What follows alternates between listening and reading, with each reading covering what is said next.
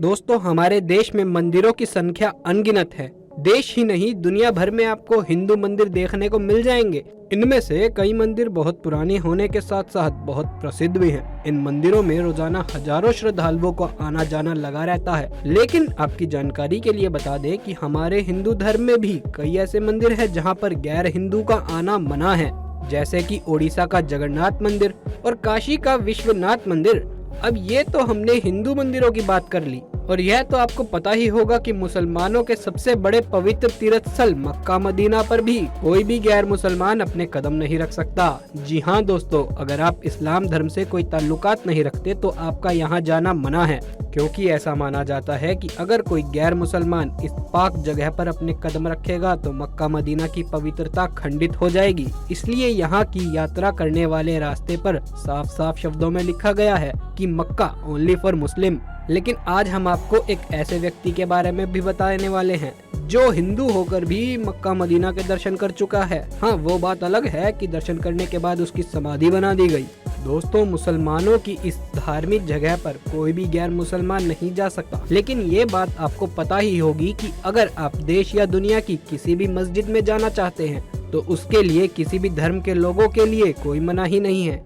यानी कि किसी भी धर्म का व्यक्ति बेफिक्र होकर किसी भी मस्जिद में प्रवेश कर सकता है। अब दोस्तों, बहुत से लोगों के मन में ये सवाल आ रहा होगा कि आखिर ऐसा क्यों है कि गैर मुसलमान मस्जिद में जा सकता है लेकिन मक्का मदीना में नहीं। तो आइए जानते हैं कि आखिर वो कौन सी बातें हैं जो मक्का को खास बनाती है, और आखिर क्यों चाहकर भी कोई गैर मुसलमान वहाँ प्रवेश नहीं कर सकता। और जानेंगे कि वो कौन है जो हिंदू होकर भी मक्का मदीना के दर्शन कर चुका है। दोस्तों, मक्का मदीना जाने का ख्वाब हर मुसलमान का होता है। हर मुस्लिम अपने पूरे जीवन काल में कम से कम एक बार यहाँ जरूर जाना चाहता है। ऐसा माना जाता है कि एक मुसलमान अगर यहाँ पहुँच जाए तो मानो उसको जन्नत का एहसास होता है। सऊदी अरब के ऐतिहासिक इजाज क्षेत्र में मक्का शहर स्थित है। मक्का इस्लाम धर्म का सबसे पवित्रतम स्थल है, जहाँ पर काबा तीर्थ और सबसे बड़ा प्रसिद्ध मस्जिद अल हरम स्थित है। यहाँ की जनसंख्या 2020 की जनगणना के आधार पर लगभग 20 लाख से अधिक थी। लेकिन हर साल इससे 3 गुना ज्यादा हज तीर्थयात्री यहाँ प्रति वर्ष पहुँचते हैं। इस स्थान को महान पैगंबर मोहम्मद का जन्म स्थान माना जाता है, और यह भी माना जाता है कि यही वो स्थान है जहाँ पहली बार मोहम्मद द्वारा कुरान की क्रांति की शुरुआत की गई थी। दोस्तों, अगर आप मुसलमान नहीं हैं तो आपने मूवीज या फिर फोटो में देखा होगा कि मक्का में पत्थरों से बना हुआ एक विशाल मस्जिद है, जिसके बीचों बीच एक काली इमारत है। आपको बता दें कि इसे ही काबा कहा जाता है। काबा ग्रेफाइट पत्थर से बनी हुई 40 फीट लंबी और 33 फीट चौड़ी इमारत है। इसमें कोई भी खिड़की नहीं है, पर एक दरवाजा है। जो लोग हज के लिए जाते हैं वो तवाफ नाम की रस्म के अनुसार काबा की 7 परिक्रमाएं करते हैं।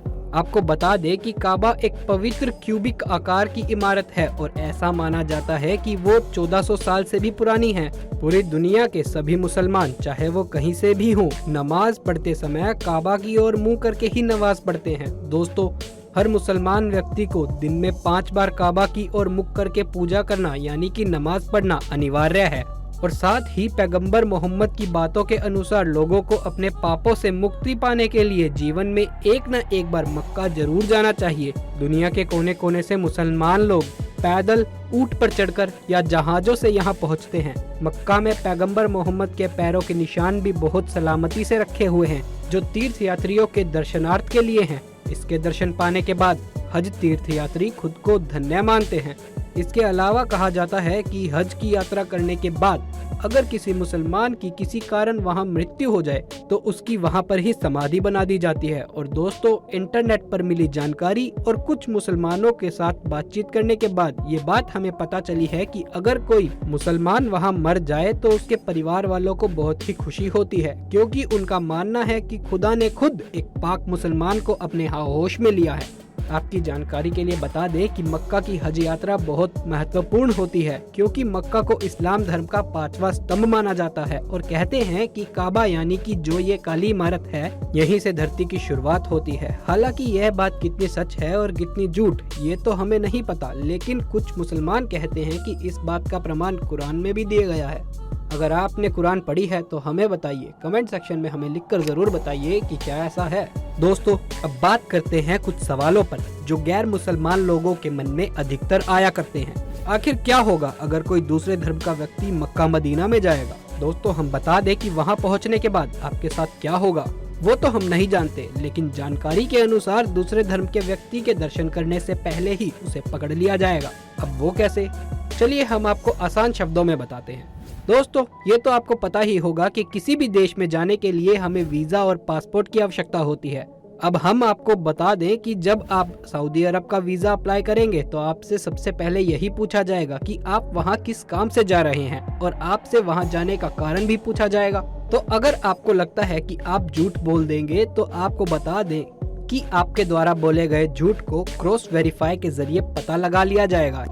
यानी कि आपका वीजा लगाने से पहले उन बातों को उस देश में पूछा जाता है, और अगर ये बोलकर जाते हैं कि एक हिंदू हूँ और मक्का जाना चाहता हूँ, तो भाइयों आपका वीजा तुरंत कैंसिल कर दिया जाएगा, क्योंकि सऊदी अरब के कानून में भी ये लिखा है कि कोई भी गैर मुसलमान मक्का मदीना में नहीं जा सकता। इसके अलावा दोस्तों, हम आपको ये भी बता दें कि मान लीजिए कि अगर आप सऊदी अरब किसी दूसरे काम से चले जाते हैं और उसके बाद मक्का जाने का विचार करते हैं तो भी आप वहां नहीं जा सकते, क्योंकि मक्का मदीना में प्रवेश करने से पहले ही आपके पासपोर्ट और वीजा को देख लिया जाएगा। पासपोर्ट देखते ही आप पकड़े जाएंगे, क्योंकि उसमें कौन से धर्म के व्यक्ति हैं ये साफ साफ लिखा होता है। और हाँ दोस्तों, अगर आप मुसलमान भी हैं तो भी आपका पासपोर्ट देखा जाता है। चलिए अब आपकी जानकारी के लिए ये भी बता दें कि कई लोग नकली पासपोर्ट लेकर भी वहां जाने का प्रयास कर चुके हैं, लेकिन उनकी ये कोशिश नाकाम साबित हुई, क्योंकि दर्शन करने के लिए भी वहां अथॉरिटी द्वारा परमिट दिया जाता है। इस परमिट को लेने के लिए इस्लाम धर्म के कई प्रश्न पूछे जाते हैं, जिसका सही जवाब देने के बाद ही आपको यहाँ का परमिट दिया जाता है। तो अब बताते हैं आपको एक ऐसे व्यक्ति के बारे में जो हिंदू होने के बावजूद भी मक्का के दर्शन कर चुका है। दरअसल दोस्तों, भारत के केरल का रहने वाला रमेश एक हिंदू था जिसने मक्का मदीना के दर्शन किए। अब आप सोच रहे होंगे कि कैसे? तो आपको बता दें कि रमेश था तो भारत का हिंदू, लेकिन वो सऊदी अरब में काम करता था। वहाँ उसके कमरे में उसका एक मित्र था, सिद्दीकी। दोस्तों, उसे दोस्त ने रमेश को इस्लाम धर्म के बारे में बताया। अपने दोस्त की बातों को सुनकर रमेश भी उसकी बातों को पसंद करने लगा। रमेश ने इस्लाम धर्म के ऊपर लिखी कई किताबों को पढ़ना शुरू कर दिया, और फिर कुछ दिनों बाद उसने नमाज पढ़ना भी शुरू कर दिया।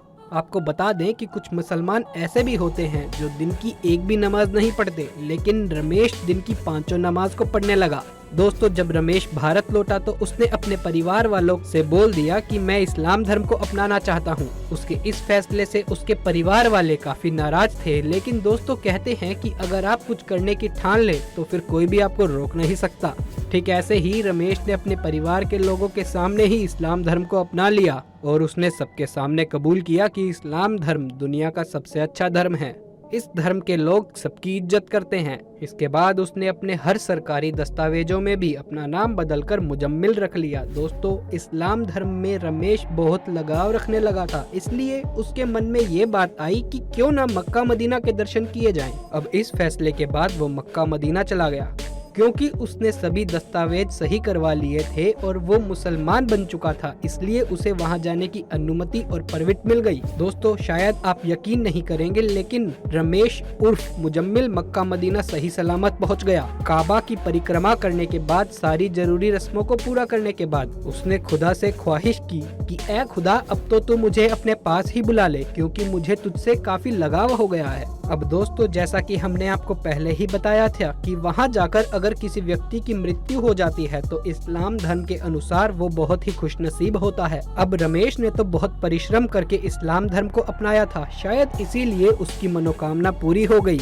जिसके बाद उसके घर वालों को सूचना देने के बाद रमेश की वहीं समाधि बना दी गई। तो दोस्तों, आज की वीडियो के लिए बस इतना ही। आपको हमारी ये वीडियो कैसी लगी हमें कमेंट्स में जरूर बताएं, और अगर आप मुसलमान हैं तो आप हमें ये जरूर बताएं कि क्या ऐसी कोई बात है जो हमने वीडियो में नहीं बोली, जो हमें बोलनी चाहिए थी। अगर हाँ, तो विनती है कि कमेंट बॉक्स में हमें जरूर बताएं। मिलते हैं अगले वीडियो में। इस वीडियो के लिए इतना ही। इस वीडियो को लाइक करें, हमारे चैनल अमेजिंग लाइफ को सब्सक्राइब करें और अपने दोस्तों के साथ शेयर करना ना भूलें। धन्यवाद।